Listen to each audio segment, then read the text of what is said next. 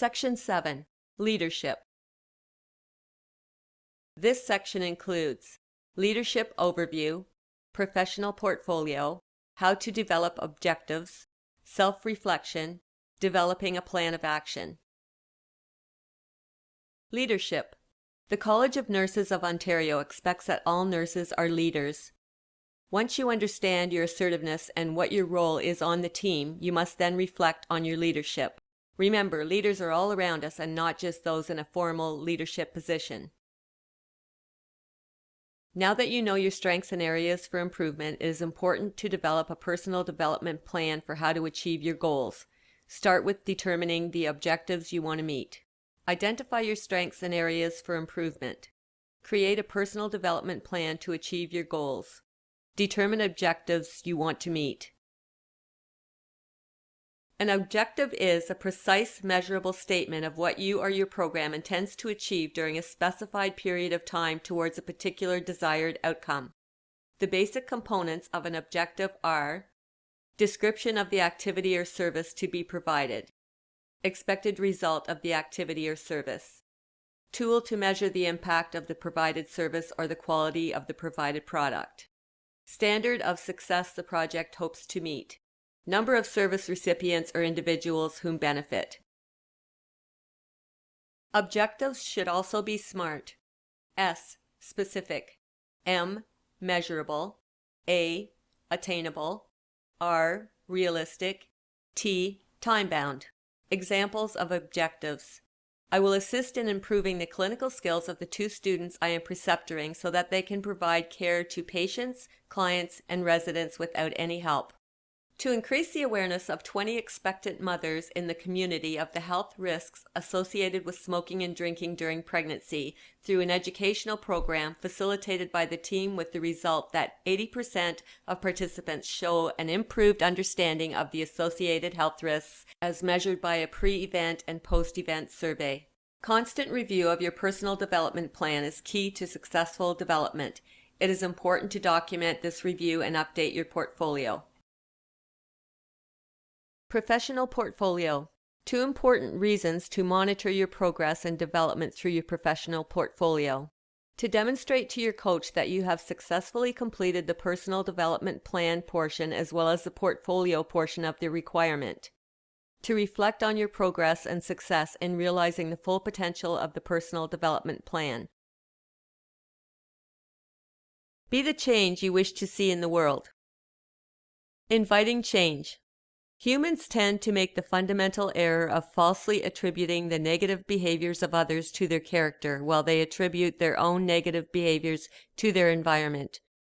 We do this because we like to believe that we do bad things because of the situations we are in, but somehow we easily come to the conclusion that others do bad things because they are predisposed to being bad. If we are going to ensure that the nursing workplace of tomorrow is free from violence, we're going to have to look at our own behavior as well as that of others and be the change we wish to see. Self-reflection. Am I part of the problem? Part of being a nurse is a requirement for self-reflection. Are you actually part of the problem and in fact are a bully yourself, or are you enabling bullies? If a colleague or a manager speaks to you informally about your behavior at work, it may be because you are unaware of its effect. Even if your intentions are well meant, someone hurt by your actions has the right to ask you to stop. The first step is to reflect on your behavior and to determine if you are part of the problem. If it was not your intention, but the outcome was someone felt bullied or harassed, consider the possibility that you may be at fault. Try not to be defensive. Do not make counter-accusations. Often simple discussion at this stage can resolve the problem and identify more effective ways of communicating in a non-threatening way. For example, a colleague that you both trust could facilitate a discussion. Even if a colleague or manager has never spoken to you about your behavior, it is important to constantly reflect on the way you communicate to and treat others. Bullies often lack insight into their own behavior, and it is critical that we all engage in self-reflection around this issue. If you enjoy making other people feel small or enjoy making people fear you, it is likely that you are bullying other people. Bullying takes many different forms. Do you like to tease people by name-calling or making nasty remarks? like to threaten physical violence, making others fear you, like to make others feel unwanted by excluding them, send malicious emails and text messages to people you do not like, behave aggressively, try to get your own way all the time, get people to do things they don't want to do, shout at people. You may appear confident outwardly, however, on the inside you could be very unconfident. You are probably bullying others because of your own personal problems. You may be being bullied at home, being abused by a parent or partner. It is important that you don't take out your problems on other people.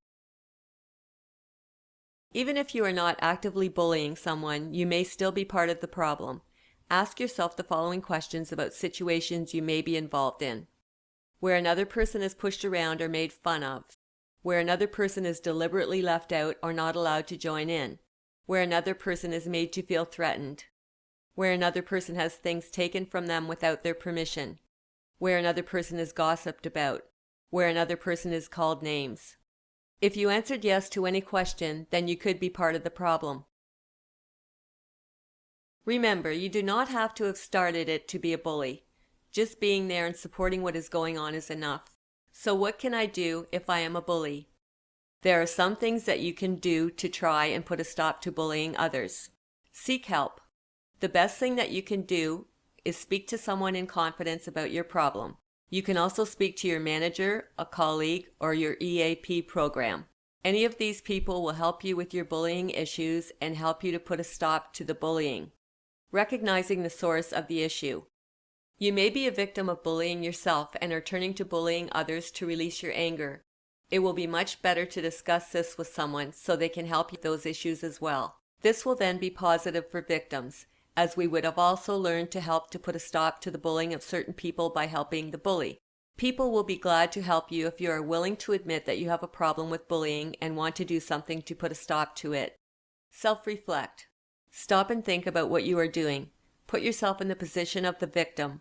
Would you want to be threatened or left out or have people spreading nasty rumors about you or calling you names?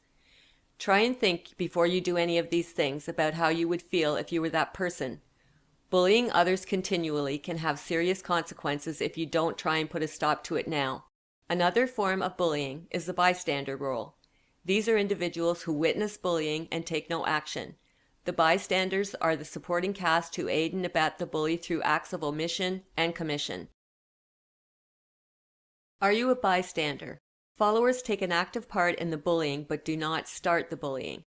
Supporters are passive bullies who support the bullying but do not take an active part. Passive supporters are possible bullies who like the bullying but do not display open support. Disengaged onlookers watch the bullying but feel it is none of my business and don't take a stand. Possible defenders dislike the bullying and think they ought to help out but don't do it. RPNs are an integral part of the healthcare team. However, at times they experience workplace violence, harassment, and bullying. By increasing the assertiveness and leadership skills of RPNs, we can help to improve the work environment for all healthcare providers. We can also improve the workplaces RPNs work in by reflecting on our role in bullying and harassment. RPNs must be part of the solution. They can do this by treating all colleagues with dignity and respect and being aware of how their behavior can affect other people. For example, by ensuring that normal workplace banter enhances rather than undermines teamwork, RPNs must support colleagues who are being bullied or harassed and bring it to the attention of their line manager or other appropriate senior manager. By doing this, we can help to eliminate workplace violence.